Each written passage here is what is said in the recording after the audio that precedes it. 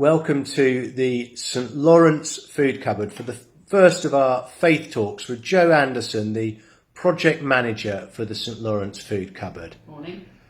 Morning, Jo.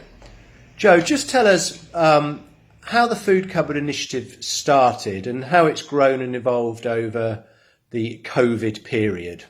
Well, it started before the COVID period because we were aware that there were people in need within the town of Winslow, just occasionally, who needed help. So we set it up as a food cupboard so that we had stores there for people if they needed them.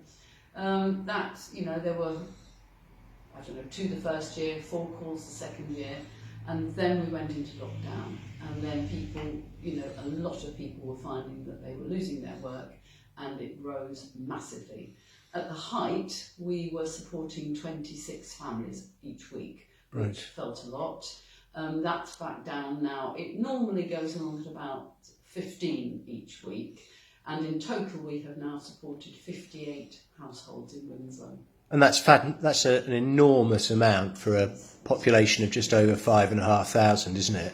Which is, Shows that real poverty exists everywhere. Absolutely, and there's the different stories that we hear are just very different and very heartrending. So apart from food poverty, what other stories have you heard? Well, what have you encountered through this work? I think that it's people who, one household through no fault of her own, is in major debt and can't see how she can climb out of it. She has a family. Somebody else who's just desperate to get work but can't get work.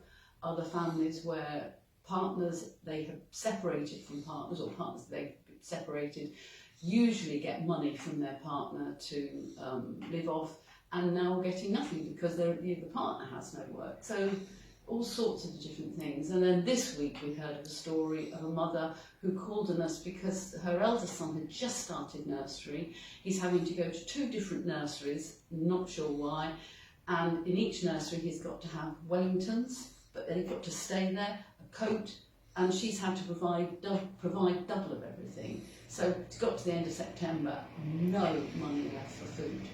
So, there's all sorts of different stories out there.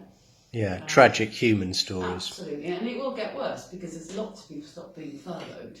That will increase, I'm sure. So But it's lovely because we're small.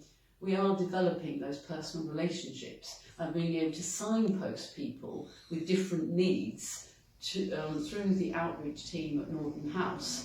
We're being able to signpost them to different professional agencies who can help them with their different needs. Okay. You mentioned the word we. So who else is involved and how have other people got involved? Well, we have Derry French, who I think most people know. She is our wonderful stock controller. Yeah. She organises all of this food in here, makes sure it's all in date and in date order. She sets it all out. And then we have a team of about 10 people doing the deliveries each week. We still want to do deliveries because it's how we feel safe. Yeah. And also that people, they don't have cars, so how can they get here and carry huge bags, shopping? So, of food. So we do the deliveries. That's...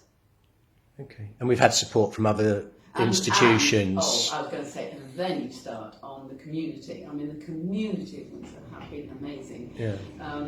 There's the food box outside our house at 7A Park Road, and that is just every day it's still being filled. Brilliant. And quite often, we've got to a point where I'm thinking, oh my goodness, this is getting low, help.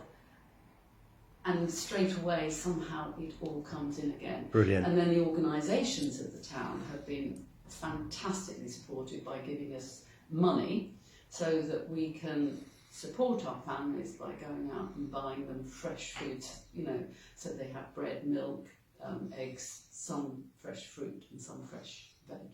So it sounds very much as like church and community, or church in and for community, or with community. Well, it is. It is. I think because it stems from a love of So sorry. Ladies and gentlemen, please do turn off your mobiles. The performance is about to begin. Sorry. That wasn't planned. Obviously. What's the saying? We were talking about community and Yes. church and the relationship between community and church. Well, I think the in essence, the food cupboard was set up because we are told by Jesus to love one another as he has loved us. And it is that love for these people. You know, we can't bear to see these people struggling, hurting, lacking food, lacking money. It's just, you know, I can't see people in our community struggling in that way without supporting them. So your faith really underpins this all? Absolutely. It all stems from that, yes. Yeah. And what effect has it had on you and your soul? Because you've obviously encountered many tragic stories, and I know you've met people without cookers, without basic necessities. Without fridges and things. Yeah. And actually, let's be clear, you've met people living in vans and people who have been contemplating whether life is worth living at all. Absolutely, absolutely. What's that done to you? Well, it is that we're not just providing the food and you know, essential necessities, but it is that personal relationship that we are building with these people. Yeah. And you know, I would love for them to see that this love that we have for them stems from a far greater source. Brilliant, brilliant. Yeah. And my prayer every day is that we as a food cupboard are guided in all that we do.